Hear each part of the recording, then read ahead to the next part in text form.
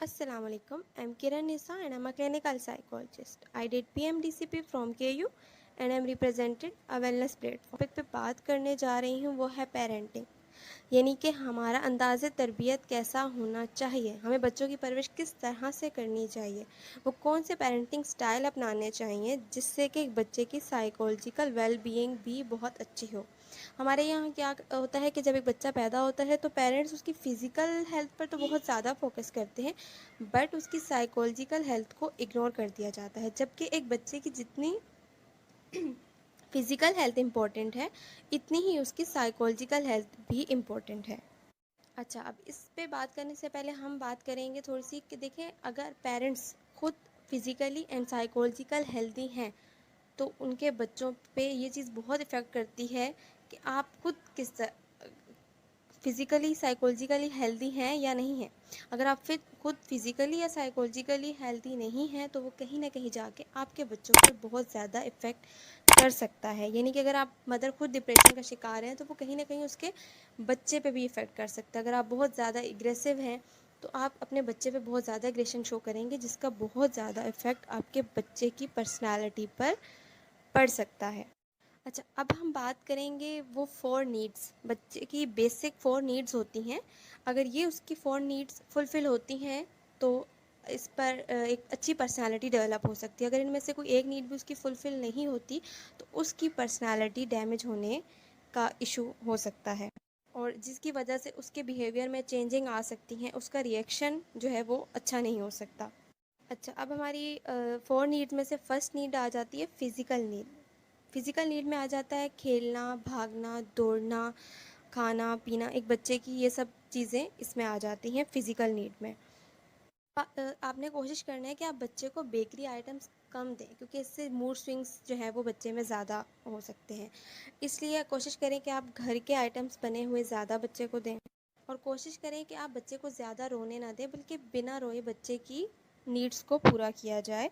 उसके बाद आ जाती है हमारी second need, emotional need. Emotional need में आ जाता है warmth, respect and trust. Warmth mean सीने से लगाना, बच्चे को प्यार करना। देखिए, जब एक बच्चा बहुत ज़्यादा गुस्सा कर रहा है, रो रहा है, ज़िद कर रहा है किसी बात के लिए, तो उस वक्त अगर आप उसे समझाने बैठ जाएं, उसे डांटने लग जाएं, तो वो बहुत गलत इम्पैक्ट उस पर जाएगा। आप उस वक्त कोशिश करें कि आप उस जगह से थोड़ी देर के लिए कि फॉर एग्ज़ाम्पल आप कहते हैं कि बेटा मैं अभी किचन से आई, या फादर हैं तो मैं 1 सेकंड में कॉल अटेंड कर लूँ, तो आप उसमें क्या है कि आप फ़ौरन 1 मिनट के बाद जब आप दोबारा उसके पास वापस आए हैं तो आप कोशिश करें कि आप उस बच्चे को हग कर लें, या उस बच्चे को सीने से लगा लें, या उसकी पीठ थपथपा दें, या उसके शोल्डर पे हाथ रखें। इससे क्या होता है कि बच्चे का जो एग्रेसिव बिहेवियर होता है उससे उसके इमोशंस पे बहुत ज़्यादा हद तक जो है वो इफ़ेक्ट कर सकता है और वो जो है नॉर्मलाइज मूड की तरफ आ सकता है।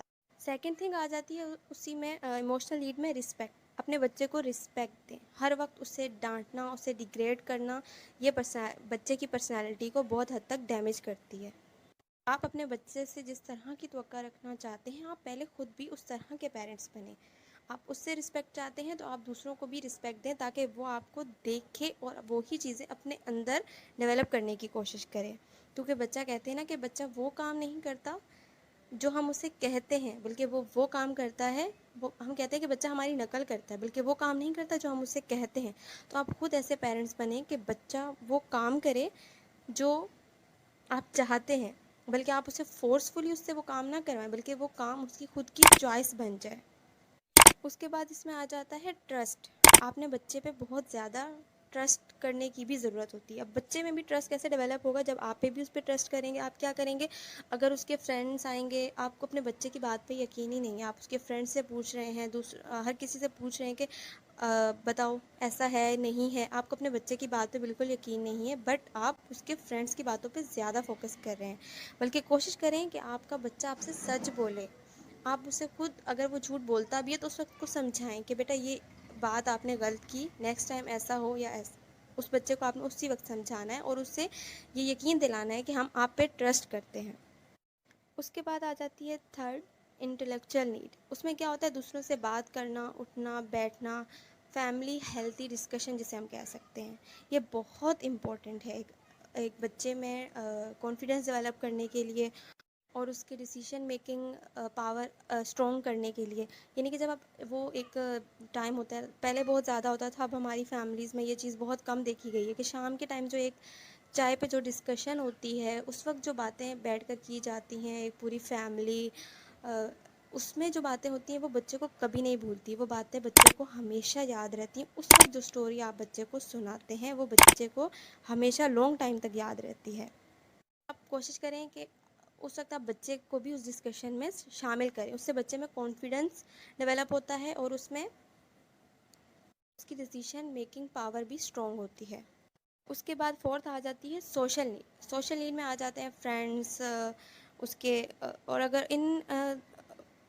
तो आपने बच्चे को बताना है स्टार्ट से कि देखो आपके लिए क्या चीज़ अच्छी है क्या नहीं अच्छी। अगर अब फॉर एग्जांपल अगर तो आपने अभी तो आपने बच्चे पे बाउंड्री लगा दी कि बेटा आप इस टाइम तक घर पे रहोगे, आपको इस टाइम तक घर वापस आ जाना है, इस टाइम के बाद आप घर से बाहर नहीं निकल सकते।